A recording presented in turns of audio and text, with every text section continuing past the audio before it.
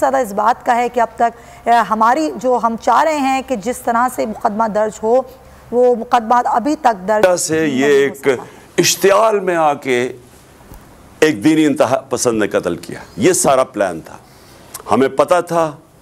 میں نے 2 جلسوں میں پبلک کو بتایا کہ یہ پلان بنا رہے ہیں, اور یہ پلان پھر وزیر آباد میں سامنے آیا.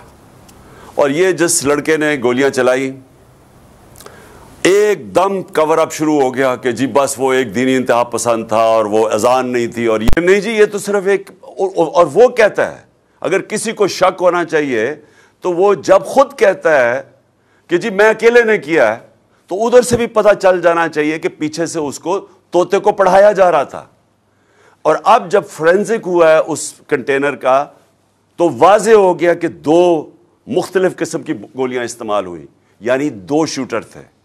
تو جو سارا ان کا پلان بنا ہوا تھا کہ سلمان تاثیر کا قتل ہوا, دینی انتہا پسند نے کیا, وہ سارا وہ ختم ہو گیا. اب دوسری چیز کہ آج میں خاص طور پہ ایک تو ابتسام کو, جو ماشاءاللہ ایک ہیرو ہے, کیونکہ میں نے جب اس کی فوٹیج دیکھی کہ ایک عام آدمی دیکھ رہا بندوق اس کے ہاتھ میں ہے اور اس کے باوجود وہ پکڑ رہا ہے. میں تو پہلے اس کو سلام کرنا چاہتا ہوں کہ ہمارے نوجوانوں میں اس طرح کا جذبہ ہے.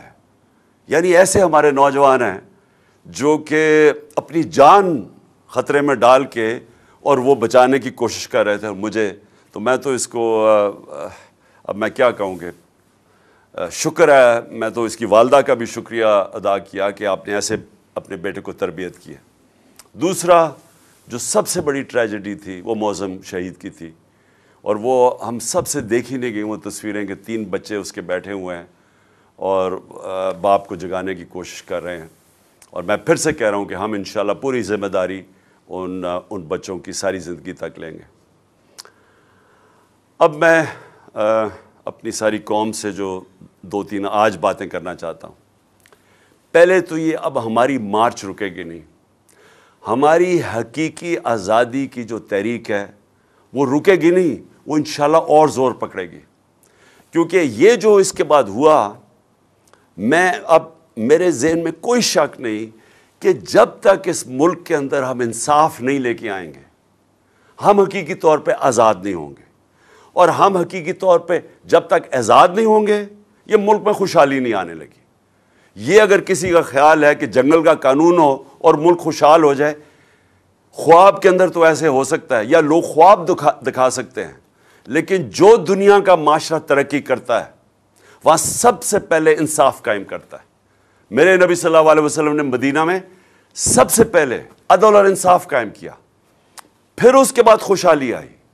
عدل اور انصاف انسانوں کو آزاد کرتا ہے, طاقتور کو قانون کے نیچے لے کے آتا ہے.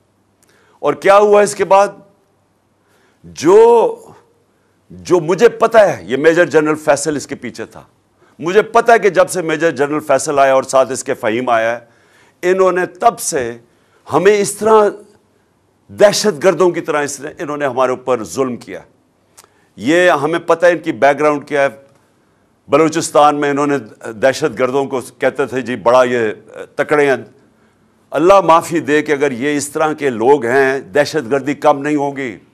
ان کے حرکتوں سے دہشت گردی بڑھے گی.